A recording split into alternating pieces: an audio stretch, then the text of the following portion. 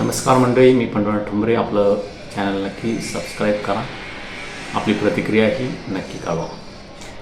गेल्या काही दिवसापूर्वी अहिल्यानगर येथे राष्ट्रवादी काँग्रेसचे एक आमदार यांनी एक वादग्रस्त विधान केलं आणि या विधानामुळं महाराष्ट्रातील जे एक मुस्लिम वर्ग आहे तो दुखावला गेला आणि याचं भांडवल, या अशा वादग्रस्त विधानाचं भांडवल राजकीय पक्षाकडून केलं जातं आणि त्याचा फायदा निवडणुकीमध्ये केला जातो. दुसरीकडे पक्षाचे जे प्रमुख असतात ते ह्या अशा आमदारांना पाठीशी घालतात. या घटनेमध्येही राष्ट्रवादीचे जे आमदार आहेत संग्राम जगताप यांनीही एक मुस्लिम धर्मासंदर्भात, मुस्लिम लोकांच्या संदर्भात जे वाक्य बोलले ते अत्यंत एखाद्या लोकप्रतिनिधीला शोभेल असं नाही. कारण एखादा लोकप्रतिनिधी जेव्हा विधानसभेवर, लोकसभेवर निवडून जातो तेव्हा तो सर्व समाजाचं, सर्व घटकांचं प्रतिनिधित्व करत असतो. मात्र त्याने एखाद्या धर्माच्या संदर्भात, एखाद्या धर्मातील लोकांच्या संदर्भात या हिरव्या सापांना ठोकलं पाहिजे, अडवलं पाहिजे असं जे संग्राम बोलले ते अत्यंत चुकीचं आहे आणि त्याचं समर्थनही होऊ शकत नाही. मग असं तर जे आमदार, खासदार, लोकप्रतिनिधी आहेत या लोकप्रतिनिधीवर संबंधित पक्षाकडून कारवाईची नोटीस दिली जाते. संबंधितावर कारवाई करू, संबंधितांना समज देऊ असं सांगितलं जातं आणि त्या दिवसापुरतं त्याला पाठीशी घातलं जातं. पुन्हा संबंधित लोकप्रतिनिधी आणि लोकही विसरून जातात. पण हा संदेश, त्या लोकप्रतिनिधीचं बोलणं हे समाजापर्यंत पोहोचत असतं आणि विनाकारण शांततेत जगत असलेला समाज, दोन समाजामध्ये या नेत्यांच्या बोलण्यामुळे, वादग्रस्त विधानामुळे तेढ निर्माण होत असतात.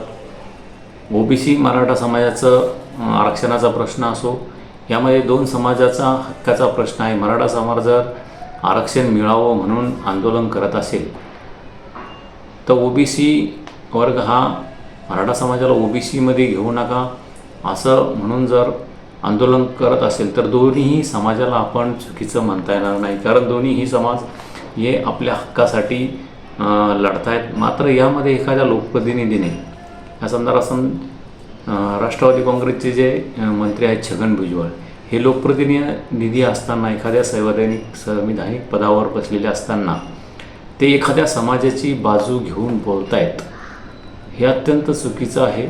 आणि तसं जर झालं तर संबंधित व्यक्तीने संविधानिक पदावर राहू नये, मंत्रिपदाचा राजीनामा द्यावा, आमदारकीचा राजीनामा द्यावा आणि त्याने संबंधित जातीचं काम करावं. त्या जातीतील, समाजातील, धर्मातील लोकांच्या संदर्भात काय प्रश्न असतील त्यांचे ते उचलावे, त्यांच्यासाठी आंदोलन करावे. जसं की मनोज जरांगे पाटील हे केवळ मराठा समाजासाठी लढत आहेत. मराठा समाजाला आरक्षण देण्यासाठी उपोषण करत आहेत, रस्त्यावर उतरत आहेत, अनेक नेत्यांना, राजकीय नेत्यांना अंगावर घेत आहेत, खडे बोल सुनावत आहेत. तर मनोज जरांगे पाटील यांचं आपण हे बोलणं, हे वादग्रस्त बोलणं किंवा एखाद्याला सुनावणं हे आपण समजू शकतो. मात्र तुम्ही एखाद्या संविधानिक पदावर बसलेले आहेत, आमदार आहात, खासदार आहात, मंत्री आहेत आणि त्यामध्ये तुम्ही जर दोन समाजामध्ये, दोन वर्गामध्ये, जातीपातीमध्ये तेढ निर्माण होईल असं जर बोलत असाल तर हे अत्यंत चुकीचं आहे. आणि त्या आमदार, खासदार, मंत्री असो, मुख्यमंत्री असो, त्याच्यावर त्या संदर्भात कारवाई झाली पाहिजे आणि त्याचा तात्काळ पद रद्द झालं पाहिजे असे एक निर्णय पक्षाने, पक्षप्रमुखाने, पक्षाध्यक्षांनी घेतला पाहिजे. मात्र तसं होताना दिसत नाही. पक्षप्रमुख हे आपला एखादा आमदार कमी होईल, आपलं एखादं राजकीय मतदान, जातीपातीचं मतदान दुखावलं जाईल यामुळे ते संबंधितावर कारवाई करत नाही, संबंधित आमदार खासदारांना सोडून दिलं जातं आणि पुन्हा असे वादग्रस्त विधाने होतात. अनेक वेळेस वातावरणही यामुळे राज्यातील देशातील खराब होतं, दंगली होत आहेत. एक वाक्य बोलल्यामुळे अनेक वेळेस दंगली झाल्याचं आपल्या समोर उदाहरणे आहेत. मात्र तरीही मुस्लिम धर्माचे असो, हिंदू धर्माचे असो की इतर धर्माचा असो, एखाद्या नेत्याने वादग्रस्त विधान, एखादा समाज दुखावला जाईल असं वाक्य बोलणं, असं स्टेटमेंट करणं हे चुकीचं आहे आणि त्याच्या पदाला त्याला न शोभणार आहे. त्या व्यक्तीला जरी शोभलं तरी त्या व्यक्तीच्या पदाला हे शोभणार नाही. त्यामुळे अशा आमदार खासदारांनी, हे जे जबाबदार नागरिक आहेत, देशाचे कारभारी आहेत, राज्याचे कारभारी आहेत, अशा लोकांनी जर असे स्टेटमेंट केले तर हे अत्यंत चुकीचं आहे. हे मूर्खपणाचं आणि लज्जास्पद, लोकशाहीला लज्जास्पद असं वक्तव्य म्हणावं लागेल. कारण दोन समाजामध्ये भांडणं लावून आपली राजकीय पोळी भाजून घेणं हे अत्यंत चुकीचं आहे आणि हे झालं नाही पाहिजे.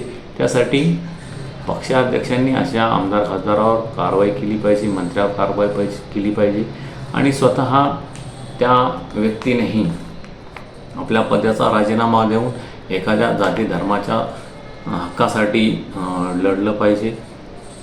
तेव्हाच त्या व्यक्तीवर कारवाई.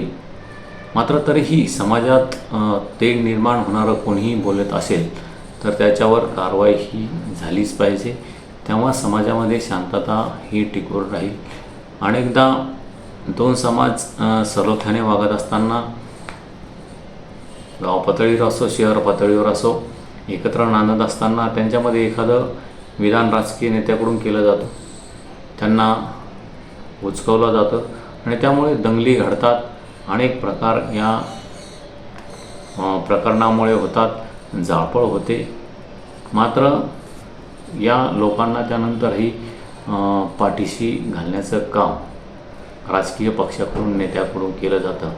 मात्र संबंधितावर कारवाई झाली पाहिजे.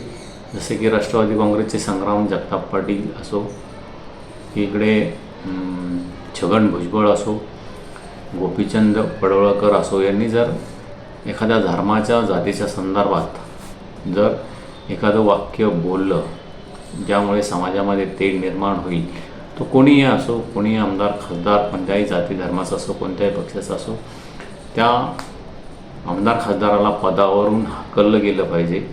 पक्षानेही तशी कारवाई केली पाहिजे. जर पक्षाने, अध्यक्षाने तशी कारवाई केली नाही तर जनतेनेही या व्यक्तीला धडा शिकवला पाहिजे. मात्र एखाद्या धर्माच्या विरोधात एक जण बोलला तर त्याच्या धर्माचे इतर लोक त्याच्या बाजूने कॉमेंट्स करण्यात, त्याच्या बाजूने बोलण्यात सुरुवात करतात. मात्र हे 100% समाजाला पसंत झालेलं नसतं. हे केवळ त्यांचे कार्यकर्ते, त्यांच्या पक्षाचे कार्यकर्ते त्या व्यक्तीचं समर्थन करत असतात. मात्र इतर सर्वसामान्य नागरिकांना, सर्वसामान्य मतदारांना याच्याशी काही देणं घेणं नसतं. सर्व जातीचे, समाजाचे लोक गावागावामध्ये, शहरामध्ये सलोख्याने नांदत असतात. एकमेकांची देवाणघेवाण सुरू असते. मात्र फक्त राजकारणापायी, एखाद्या वर्चस्वासाठी दोन धर्मामध्ये भांडणं लावून दिलं जातात. राजकीय स्वार्थासाठी असो किंवा इतर कारणासाठी असो. धार्मिक स्थळांच्या नावाखाली अनेक वेळेस दंगली घडताना आपण पाहिलेल्या आहेत. अनेक पुतळ्यांची विटंबना झाल्यानंतर, एखाद्या महापुरुषाची, एखाद्या धर्माच्या महापुरुषाची विटंबना झाल्यानंतर दंगली घडताना आपण पाहिलेलं आहे. कोट्यावधीचं नुकसान, जाळपोळ या दंगलीच्या माध्यमातून होते. मात्र अशा व्यक्तीवर सरकार कडक कारवाई का करत नाही असा सवाल उपस्थित होतो.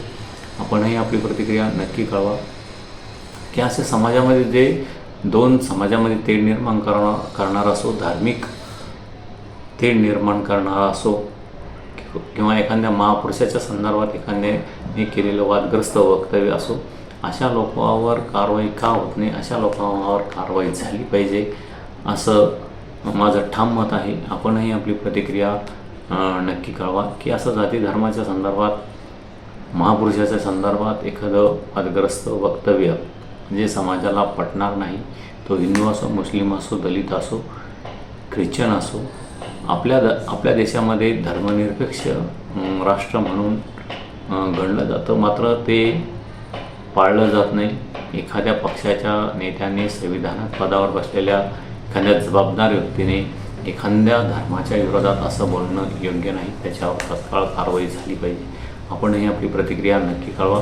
आपलं चॅनल सबस्क्राईब करा, शेअर करा, लाईक करा. धन्यवाद. थांबतो.